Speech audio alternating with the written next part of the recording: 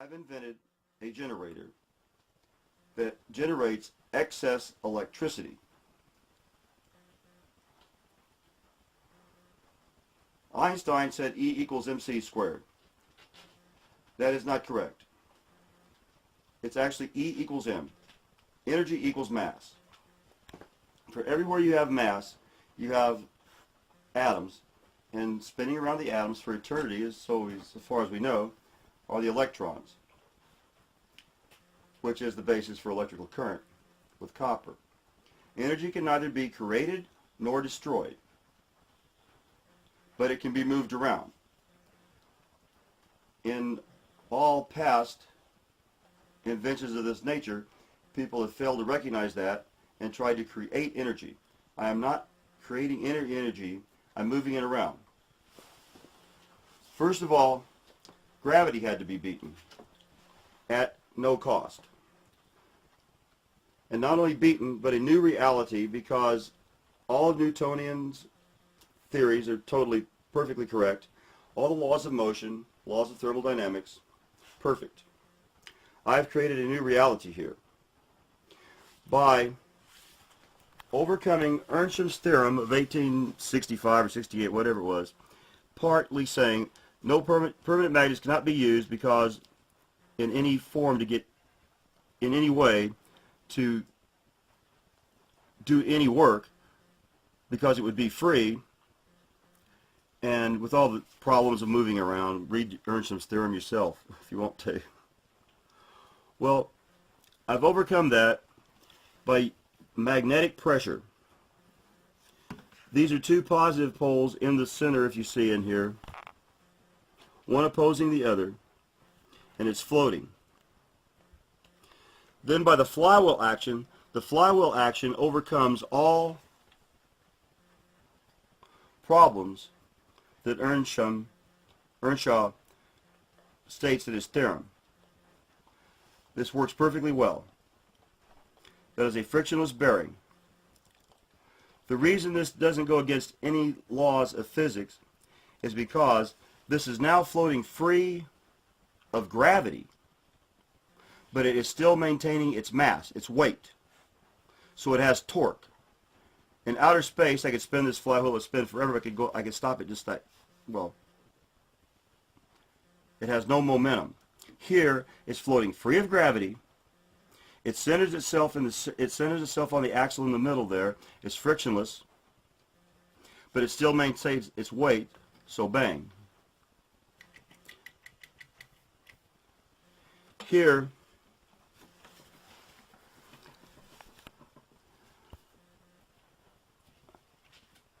the next thing with running and this setup, this is the next part of a generator is that you can't overcome what is commonly known as load. That is, if you have a smaller electric motor running a generator, even the same size, it'll run all right. But when you put it under load, that is, get it to do work, you notice that what is the choking down of the generator, what is commonly known as load. What I found load to be is actually diamagnetism.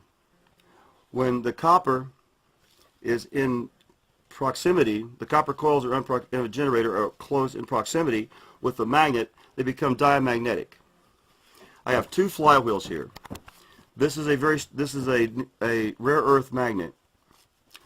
If you notice, it is floating also on, this is floating here, and then what is different in my invention is I have another magnet up here opposing, and this is all under pressure. This is magnetic pressure.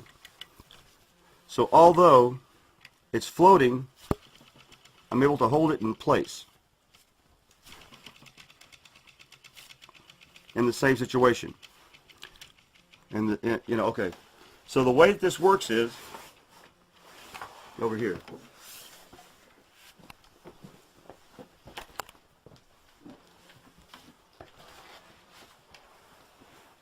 This is my copper coil used in a typical fashion any normal generator. From this point on, it becomes just as any other generator. If this magnet were in a fixed position, as all generators are, when it would come around here, it would stop the entire machine, because it would be boom. It would put it when you put it under load. Instead of choking the machine down, the force of what is talking about, the diamagnetism, causes it to spin this in this direction, going past. A spinning magnet generates the same amount, or causes enough electrons to flow, as a fixed magnet.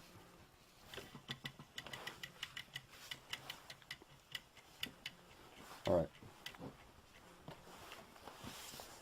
And this is a typical copper coil. Puts out AC. It puts out AC. Then I'm converting it to a typical way down here into DC power, coming over here, and this is wired into my electric motor.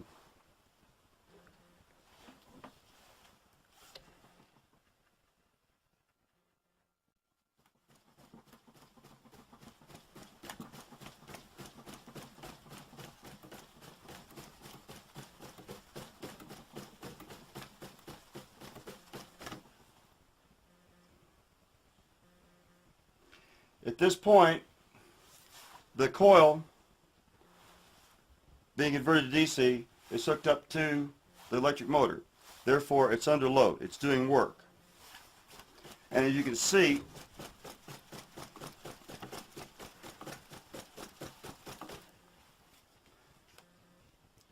this electric motor is much smaller than the generator that's working. At this point, right here, that one coil is moving electrons through the system, through the motor, powering the generator, under load, and there you have it. I could put 4 more magnets, 2 more magnets, a bunch of more coils, but every time I get this thing going really fast, right now, as you notice, it is under load and it is not choking down.